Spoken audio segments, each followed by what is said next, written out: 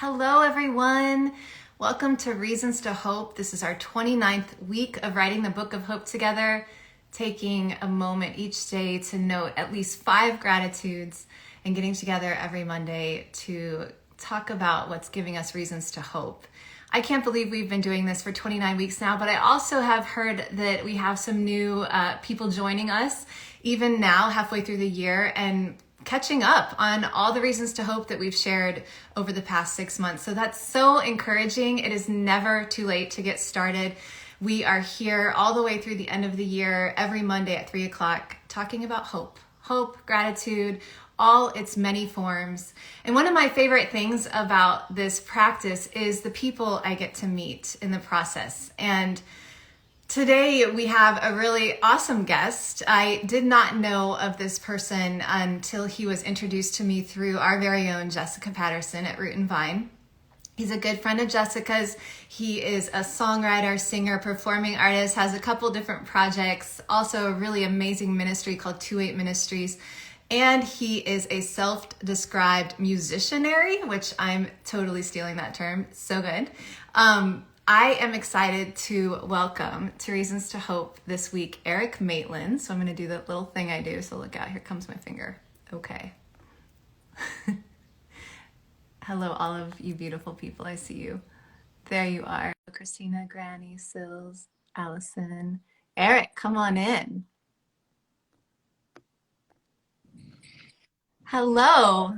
Hey, how we doing? I'm good. How are you? Great. Thanks for having me. Does it look okay? Thanks for joining us. You look great. Where are you at? I am here in our studio in Indianapolis, Indiana, and I am the worst at Instagram Live, so thanks for helping me out. Oh my gosh, me too. Trust me, every Monday I'm like, oh, totally scared. 5 minutes before 3, that's where you find me. Welcome to the Hope Party. I'm going to start right at the beginning. So what's giving you reasons to hope these days? Man, that's such a great question. And it's just been such a weird season for my wife and I, because I mean 2020 just did a number on everyone, I'm sure, but everything just looks different, and it's kind of forced me to go back to the basics, the basics of my faith. And I think what I'm finding this season is that I have to be like on the attack when it comes to the things like faith and hope and love and the gifts that God has for us. I realized I was kind of lazy and just letting it come to me. If I got inspired, oh great. But I'm having to search for it more. And I did this last year. So it's honestly coming from nature, which I love that you guys talk about that a lot. I have found more hope in sanctuary, being in a woods, mountain biking, things like that. And just solitude, silence, places that I hadn't found it before. That might not be the best answer, but it's been mine. So. No, I love that answer. I agree. And I can relate. I think that's the beauty of hope. I think we talked about it a little bit last week when we first got to connect, and just the resilience and the broad sort of the spectrum of what hope can be and where it can be for us in our lives. I think it's beautiful to find it in solitude. It's also beautiful to find it in nature. And I want to tell you that you inspired me last week. So you guys, Eric was telling me about his mountain biking. And so I went out and I bought a bike because he was. Oh, come on now. I did. I was thinking about buying a bike for a while because I used to bike in Seattle a lot. But now, I moved to Nashville and it's really dangerous to ride your bike there. No offense, Nashville, I love you. And so then now I'm in Ohio and it's just beautiful up here, and I live near a national park. So I went out and bought a bike last week. And then I accidentally rode 30 miles looking for Lake Erie and having no snacks. And it was like, yesterday was like a total disaster / adventure / it was just incredible. And so I want to thank you for that. And I want to ask you to share with us, how did you get into mountain biking, and how is it that you find a connection with God out there on the trail? Oh, that's a great question. So my friend Josh Cummins from Indiana as well, he got me into it about almost 10 years ago. And he would literally ride right behind me and tell me how to pick a line, tell me how to become more technical as a rider. He would coach me behind me. He still does a little bit to this day, but he pushed me hard for that first 6 months. And then I just fell in love with the sport. And I realized he helped me get the confidence to really be able to go to some of these trails that I would have never have done before. And I think we all are driven by something. There's something I noticed about myself about 5 years ago. if I don't go explore something or find a sense of wonder in nature or something that I'd never found before, I just like have this weird depression that I come into, or I can't sit in a cubicle any longer. I've got to go find something that inspires me. And Mm, mountain biking does that big time. It's such a fun sport that you forget you're getting a workout. And I always think to myself, wow, somebody took so much time before I ever got here to prepare this experience for me. They knew that some yes. people are going to take the turns a little different, but somebody spent a lot of time thinking and working and dialing this experience in for me and other riders. And I'm grateful to that builder. And it just forces me to walk through life a little different. Wow, there are things that we were prepared for in advance. And boy, I think we just forget that about our Father. He's so good. We just think, oh, he didn't see this one coming, did he? So he didn't care about me. I'm in the midst of the storm right now. And it's like, man, there's there's obstacles that he's even prepared for us in advance, because it is his delight to help us become more courageous, to become more like him as we go through those things. So I can get all deep on mountain biking. You don't want to get me there, but it's my fave right now. So I love that. I do want to get you there. So, okay, you find this connection in this elemental way, and then you've also made a way to share that with other people through Worship on the Water. Could you tell us about that? yeah, we put it in our newsletter. We have a nonprofit we run called 28 Ministries. And so we put out our newsletters, each month or two. And I mentioned it like this in a newsletter: you never know where you'll find a missionary. And so I played in bars and clubs and different places here around Indianapolis for about 7 years. That's how I met Jess and Leonard. And we were on the same Blonde Entertainment booking agency. And I'll tell you what, you meet so many awesome people out there. And I was tearing down after a gig at a place called Wolfie's here in Indianapolis. And I meet the owner, and he goes, "Hey, I think you led worship at my church on Sunday." I had guest led at a different church in town. I thought, what? This guy's a Christian and he owns all these bars. It really turned me for a loop. And he said that he was trying to find a way to start a faith movement for the restaurant industry, for people like his employees. They just had a heart for that. So he started like creating church type experiences at his bars, at his house sometimes.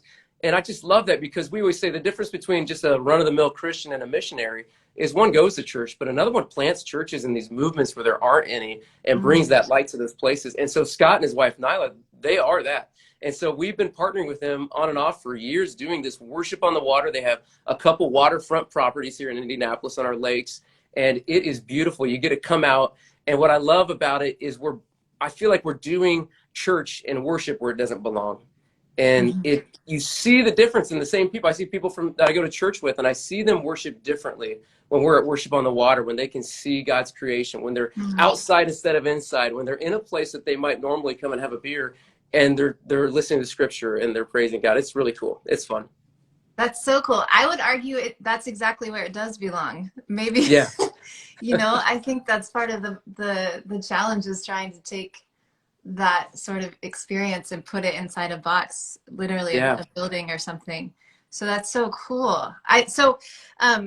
You are a worship leader. You're also a musician and songwriter in your own right. Obviously, you're sitting in your studio. So, and normally I ask people to guest DJ on the Spotify playlist, but I think maybe you might be able to just play something live for us. Would you be able to play a song? Awesome. I'd love to. And this is a song that we kind of dedicated to these Worship on the Water experiences. So we have 4 of them. We're doing one each month. And we've played this song every time. We'd never played it live before until this. This is a song called River of Hope. And I had an opportunity to write with Jason Roy and Jesse Garcia of Building 429. A friend of mine, Billy Ballinger, met them on Winter Jam. They did multiple cities together back in 2020 in the winter before COVID. And these guys built a friendship, and he started writing with them. He said, "Eric, I really want you to get down there and write with Jason and Jesse."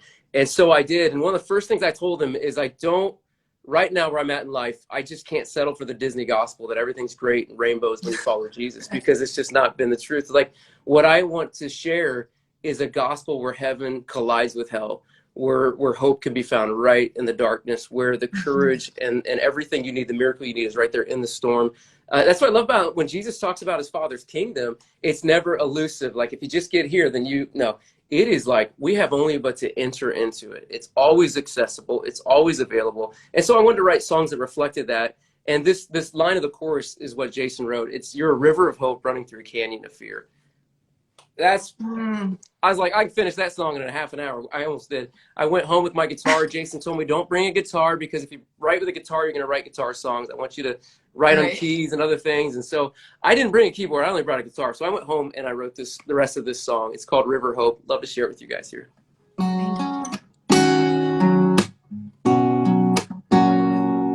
Your river of hope, running through a canyon of fear. You're a mountain strong, unbreakable, unshakable. I'm running to you. I'm running to you. You're a mountain strong, and my river of hope. When the rain falls and the wind blows, when I'm shaken to the bone, when the darkness comes to steal my life, and I don't know where to go, you're my river of hope, running through a canyon of fear. You're a mountain strong, unbreakable, unshakable. I'm running to you. I'm running to you. You're a mountain strong, and my river of hope. There is power in your name, stronger than my enemies. Oh, they tremble at the sound of your voice as it comes a storm in me. 'Cause you're my river of hope, running through a canyon of fear. You're a mountain strong, unbreakable, unshakable. God, I'm running to you. I'm running to you. You're a mountain strong, and my river of hope. I was like I forgot I was on camera and I was like about to sing out. Yes. At the same time as I'm like crying. So thank you for sharing that. Wow. It's so Thank you for powerful. letting me share it. It is so powerful to think of the strength of a river of hope through that canyon.